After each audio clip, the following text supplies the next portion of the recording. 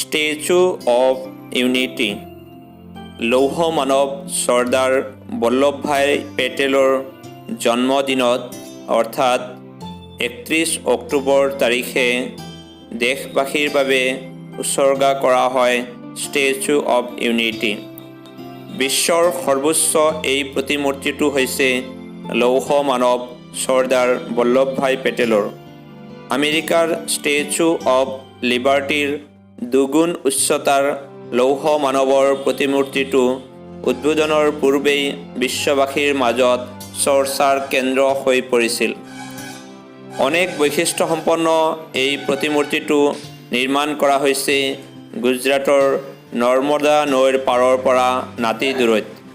12 বৰ্গ কিলোমিটাৰ ব্যাসাৰ্ধৰ কৃত্ৰিম এক হ্ৰদে আগুৰি আছে ষ্টেচু অফ ইউনিটিক।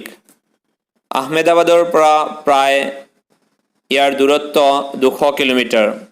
মুঠ 2,989 কোটি টকা নিৰ্মাণ ব্যয় হোৱা এই আশ্চৰ্যকৰ প্ৰতিমূৰ্তিটোৰ নিৰ্মাণ পৰ্বৰ শুভাৰম্ভ হৈছিল 2013 চনৰ 31 অক্টোবৰত আৰু এইটো শুভ উদ্বোধন কৰা হয় 2018 চনৰ 31 অক্টোবৰত।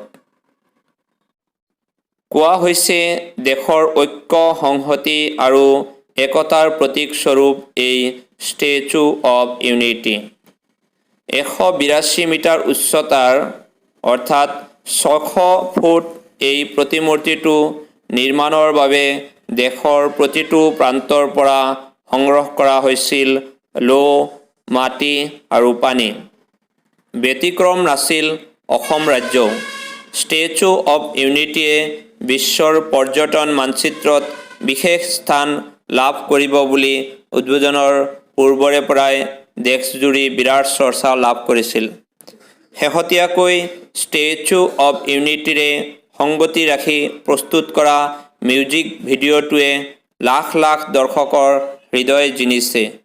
এই ভিডিঅ'টোত বিশেষভাৱে স্থান লাভ কৰিছে অসমৰ জাতীয় কলা কৃষ্টিয়ে। ইয়ে নিশ্চয় অসমবাসীকো আপ্লুত নকৰাকৈ নাথাকিব।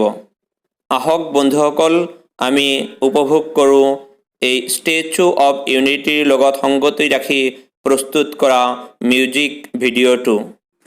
सबसे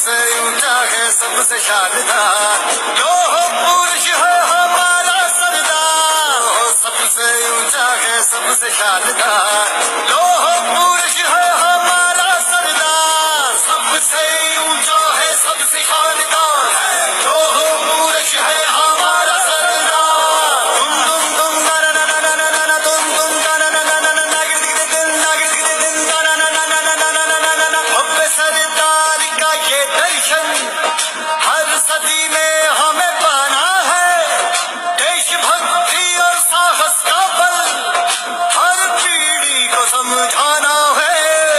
मां नर्मदा के तट से अभी और इसी पल से एकता का संदेशा हम सबको हर दिल तक पहुंचाना है, टुकड़ों में अपना बटेंगे